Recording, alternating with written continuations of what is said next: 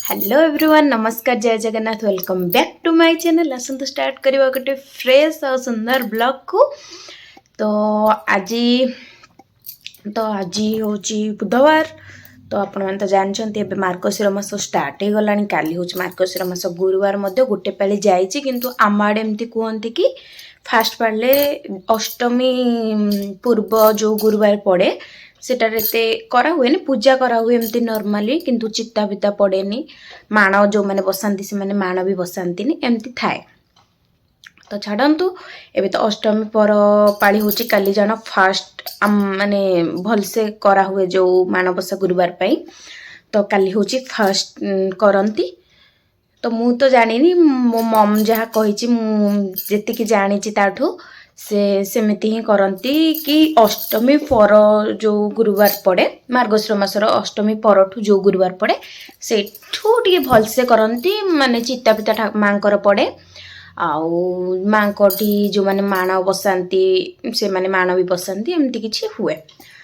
तो आज हूँ बुधवार मुझे देखी पारे गाधी पाधी रेडी हो जेहेतु काली मार्गशीर मासर गुरुवार आउ पालन करा हबो। तो तापाई प्रिपेरेसन भी आज हम मुझे देखेबी मुझे कौन कौन सब करुच्ची प्रिपेयर। ता पूर्वर चलतु ब्रेकफास्ट करने मु गाधे के आसिक ब्लॉग स्टार्ट करदेली। चलन जी ब्रेकफास्ट करने से भी ड्यूटी चली गले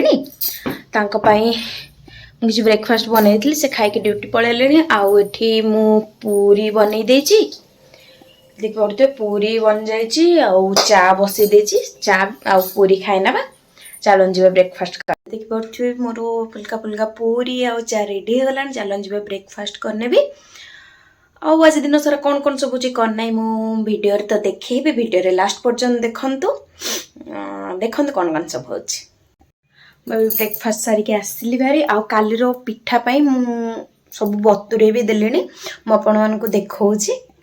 देखि परथे मु चाउल बतुरे देछि एथरे आउ एथरे बिरी चकुली तैयारी पाई आउ एथरे भी गोरे चाउल बतुरे देछि अरा चाउल कि ताकि मंडा पिठा करिवार प्लानिंग अछि काली ठाकुर को भोग देबा पाई।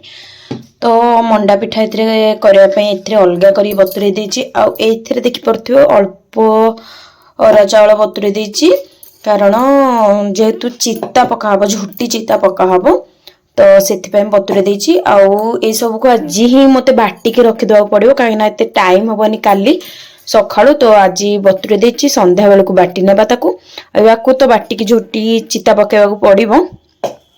देखिबा कोन होछि संध्या बेल को म आपन मानन को देखेबी।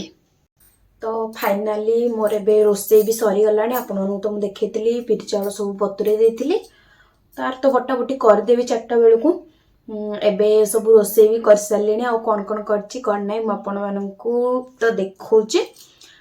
ता पूर्व मु कहि नउछि मु आज मशरूम रो गोटे रेसिपी करछि तार वीडियो मो शॉर्ट्स रे मु पके देबी प्लीज जाई कि तार रेसिपी चेक करिवे और ट्राई करिवे।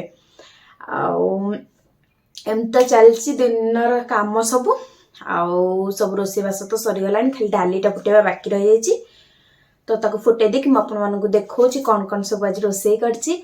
आज के मार्केट भी जीवार अच्छी काली जेहेतु माणबसा गुरुवार आउ फूल एत सहजरे मिलेनी ए साइड रे फूल फूल गछ एते नाही आम कॉलोनी भितर। तो मुझे फूल किनिक आने को पड़ो मत से मार्केट रू फूल आनिक आसवाई आउ किसी भोगराग माँ को आना हम। तो देखिए या तो टाइम नहीं मु भावुची मु एका जाइकी धरिकी पळे आसीबी देखिबा कौन कौन हो मुझे मार्केट को जीवी सेठी भी आपण मानको शेयर करबी मु कौन कौन सब धरिकी आसली।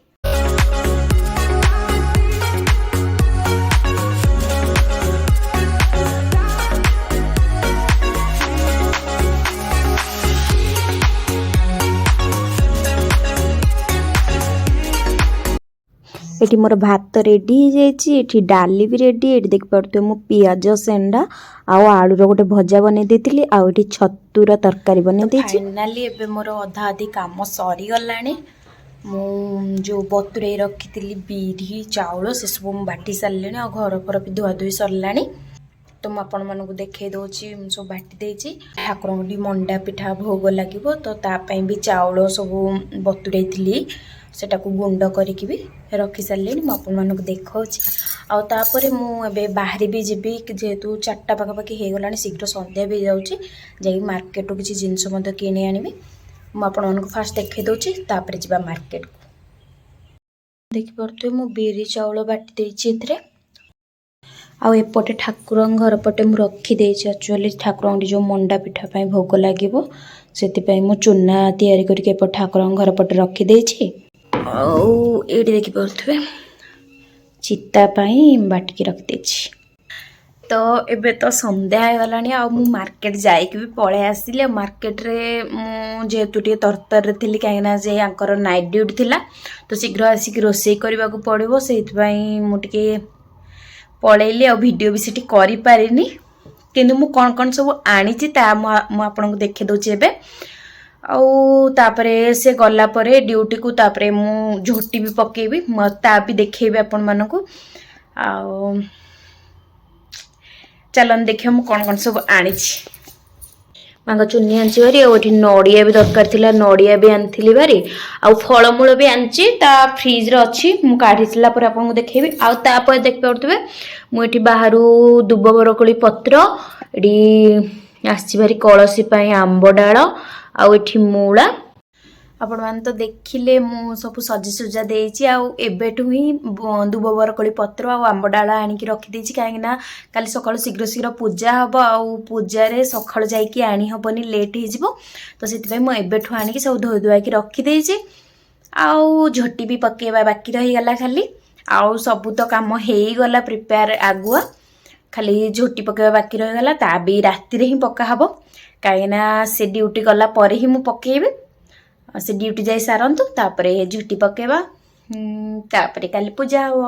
ତ ଫାଇନାଲି ମୁଁ ଏବେ ଧରି ଆସିଲି ଚିତା ପକେଇବା ପାଇଁ।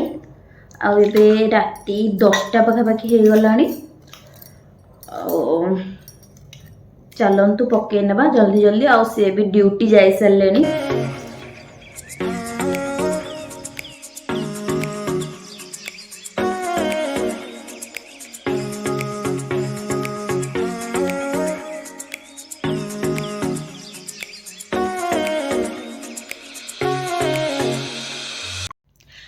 ଏବେ ଫାଇନାଲି ମୋର କମ୍ପ୍ଲିଟ୍ ଝୋଟି ଚିତା ପକ୍କା ସରିଗଲା। ଆଉ ମୁଁ କେମିତି କ'ଣ କରିଛି କ'ଣ ନାହିଁ ଦେଖିବେ ମୋର ନେକ୍ସଟ ବ୍ଲଗ୍ରେ। ରହୁଛି, ବାଏ ବାଏ।